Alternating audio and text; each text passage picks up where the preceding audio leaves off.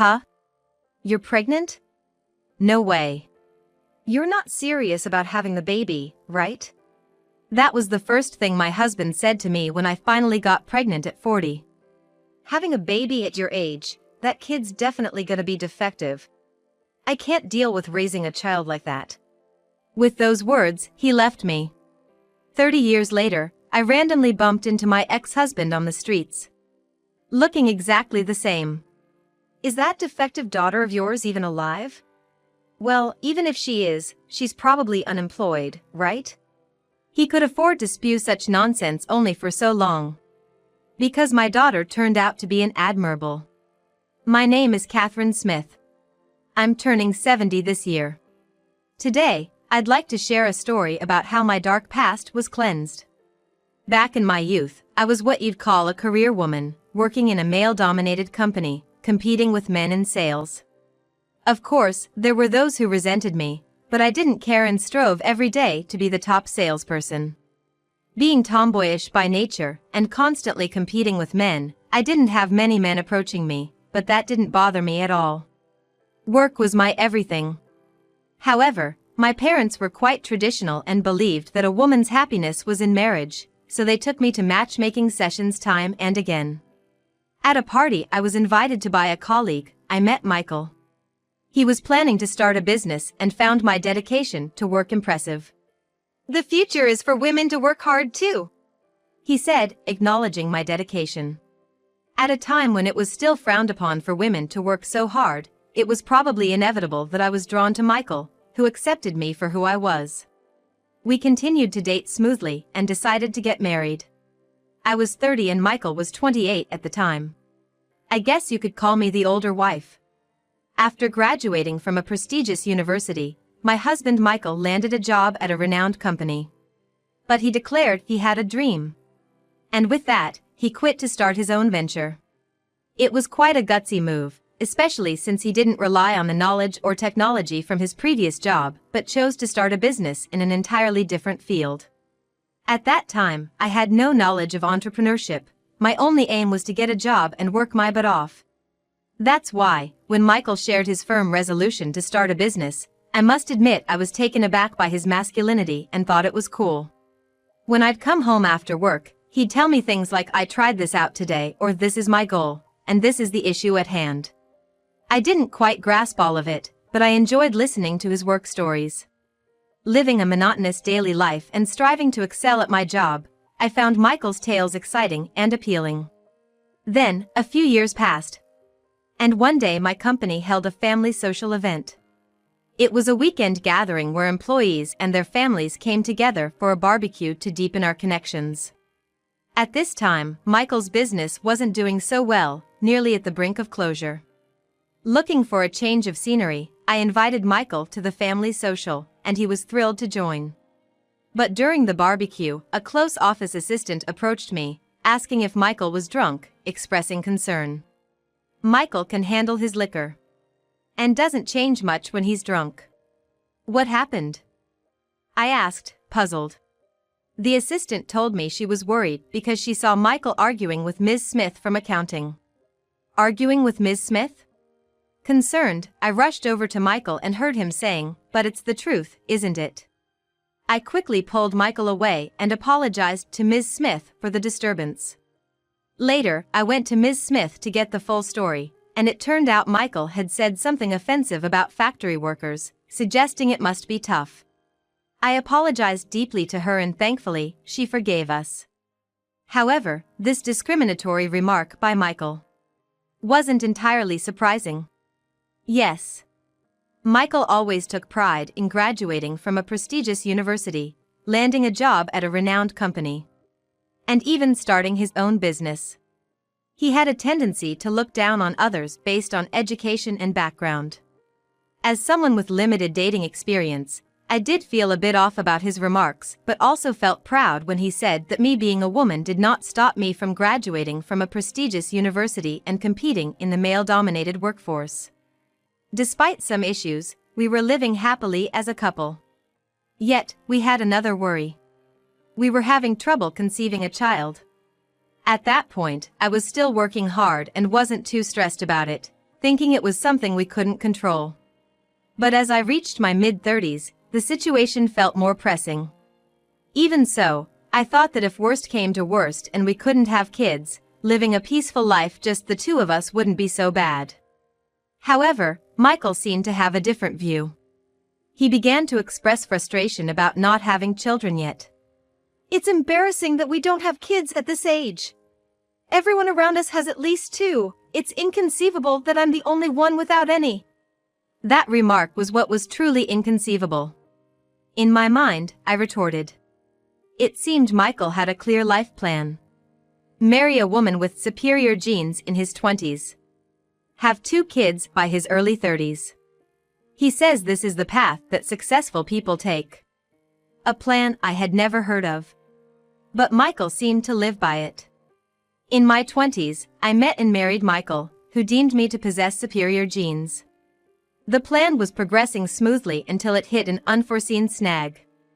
I was supposed to have borne 2 children by now, yet conceiving had become a challenge. This displeased Michael.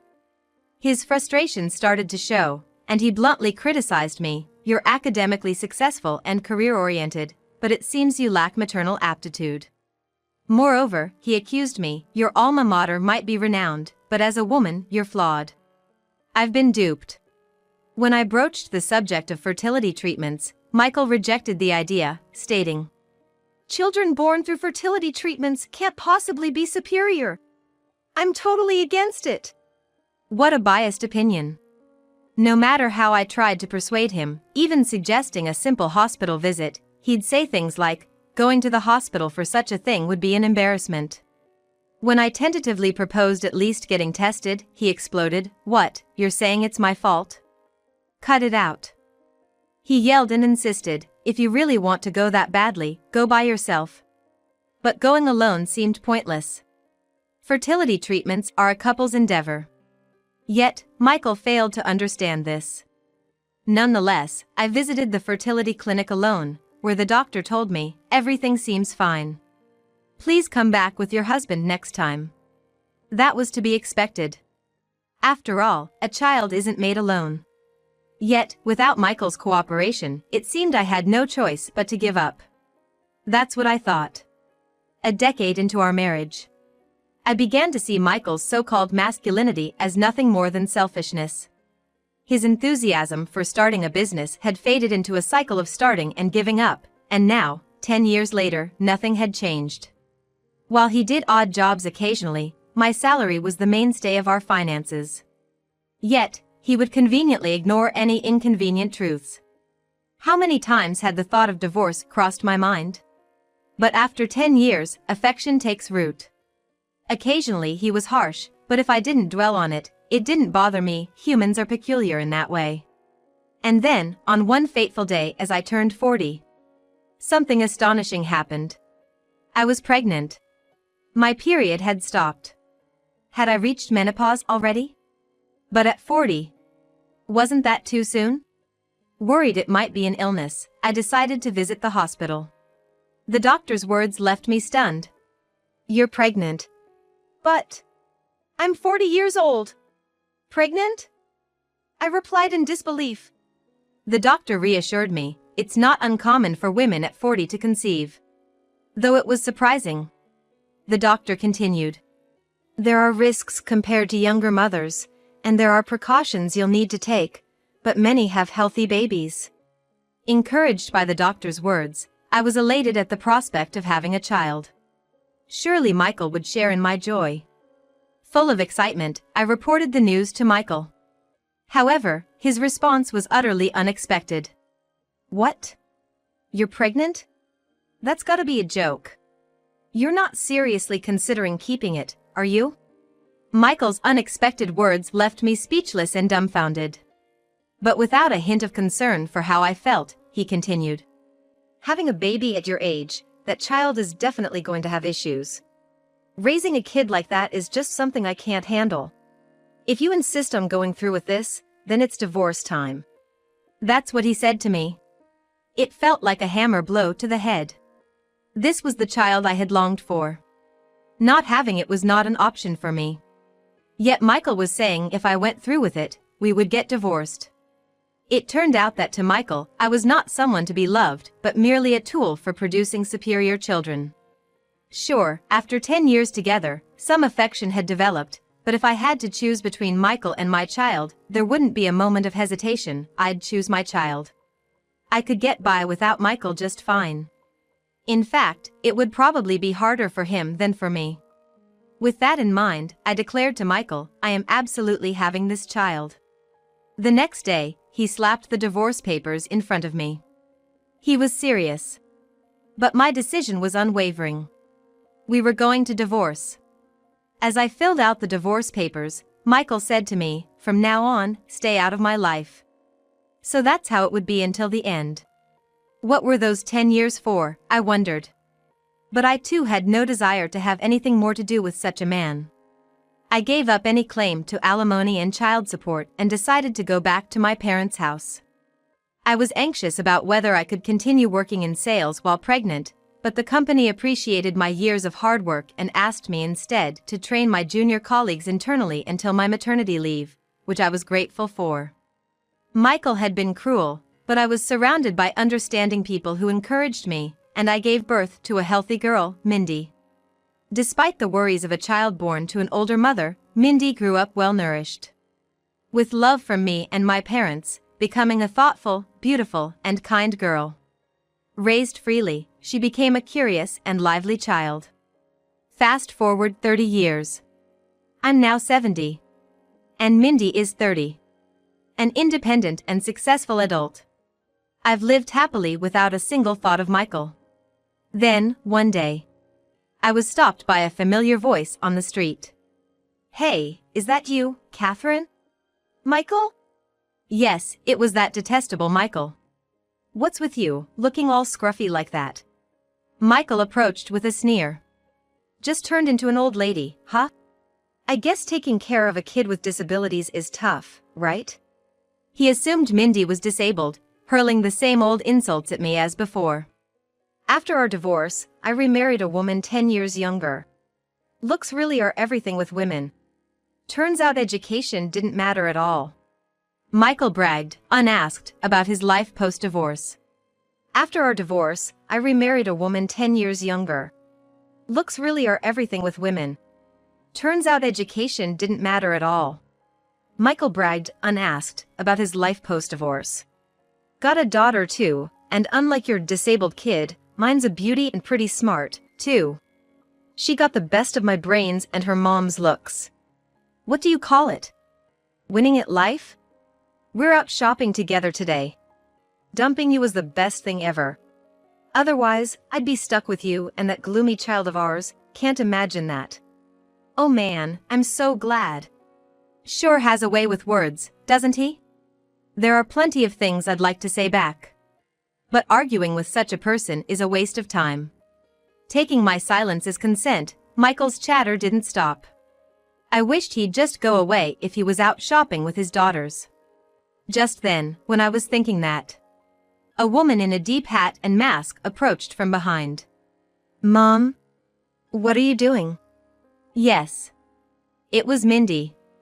Do you know this person? She asked about Michael. I hesitated, unsure how to respond. I hadn't gone into detail with Mindy about her father. I had always intended to explain it properly, but Mindy had always said there was no need to force the topic. And she had never met him. I was still contemplating what to say when Michael, grinning, said, "Oh, looks like you can go outside, huh? Must be really ugly under that mask." Now he was attacking Mindy. I wouldn't stand for Mindy being attacked. I was about to argue back when an unexpected person did it for me. Hey! Where did you disappear all of a sudden? You're supposed to be carrying our bags. Natalie. The voice belonged to Michael's daughter, apparently named Natalie. Michael had been proudly talking about his new family, but it seemed they only saw him as a porter. Hearing this, Mindy murmured, "Wow, to think that guy is my father." What? Mindy, how did you? I was shocked. She laughed and said, "When he's talking that loudly, it's hard not to hear." Then Natalie, who had overheard, pushed Michael aside and rushed to Mindy, asking, "Could you be Mindy? I'm a huge fan. Could I maybe get your autograph?" She was excited. Indeed. My daughter Mindy is an actress. Curious and eager, as a child, she held a flyer for a child actor audition, her eyes sparkling as she negotiated with me to apply. I thought she wouldn't get in, but let her apply anyway, and to my surprise, she was accepted. From there, Mindy worked hard and steadily, and, though I'm her parent, it's fair to say she's become a top-notch actress. And shockingly, Michael's daughter Natalie was a big fan of Mindy's. Watching all this, Michael flipped and started to brag, "Hey! Mindy's my daughter. She's doing great. I can brag about this." But then Natalie yelled at him, "You were just telling Mindy's mom how glad you were about the divorce, and calling Mindy defective. That's totally unacceptable. Even if Mindy and her mom forgive you, I will never forgive you for life." Sure enough, it seems even Michael couldn't say anything back to Natalie. After Natalie said that to him, he hurriedly came to apologize to us. But Michael's enemies only continued to grow. Michael's current wife, Christy, showed up and said, "You really need to start taking things seriously. Talking about starting a business, but just drifting around aimlessly. I've put up with it because you do anything I ask, so I've held off on divorce, but seeing how you treat your ex-wife, it's just cruel. Looking down on others and attacking those who seem weaker than you, it's the lowest of the low. I can't be with someone after seeing their true nature." "We're getting a divorce," she said nonchalantly. Caught off guard by the sudden declaration of divorce, Michael pleaded with Christy, "I'm really sorry. Please, anything but divorce." Despite his begging, both Christy and Natalie had had enough. Realizing pleading with them was useless, he turned to Mindy and said, "Please forgive my earlier rudeness. I'm terribly sorry. Could you please ask Christy to forgive me? I'm sure if you ask them, they'll listen to you. Help your dad out." It's amazing he could say such a thing after all that berating. Or rather, Mindy doesn't even consider this man her father. And why should she have to make such a request in the first place? As we stood there dumbfounded, Michael began to apologize, crying. "It was embarrassing and attracting attention, so please stop." Maybe sensing how we felt, Natalie told us, "I'm truly sorry for the trouble he's caused. I promise you, I won't let him claim to be Mindy's father. Go on, please leave. We'll handle this from here." Then, she secretly said to Mindy, "But I was really glad to meet you. I'll continue to support you." It seemed like Mindy was a good kid after all. We said goodbye to Christy and Natalie and left the place. Later on, I heard that Christy did go through with the divorce from Michael. He cried and threw a fit until the very end, not wanting a divorce, but how could anyone stay after seeing his true colors? In fact, I was almost impressed he'd managed to hide his true self from Christy and the others for so long. After the divorce was finalized, Michael was saddled with alimony, adding debt to his already incompetent life management, and he disappeared. I worried that rumors might spread about Mindy, but he was too down to cause any more trouble, thankfully. I know all this because Natalie apparently told Mindy via DM on social media. He turned out to be a terrible man, but it just goes to show, you reap what you sow. I will continue to fully support Mindy and live my life with gratitude to those around me. Now, the movie where Mindy is the lead is about to start. She's playing a lawyer who cuts down the evils of society. I'm looking forward to it.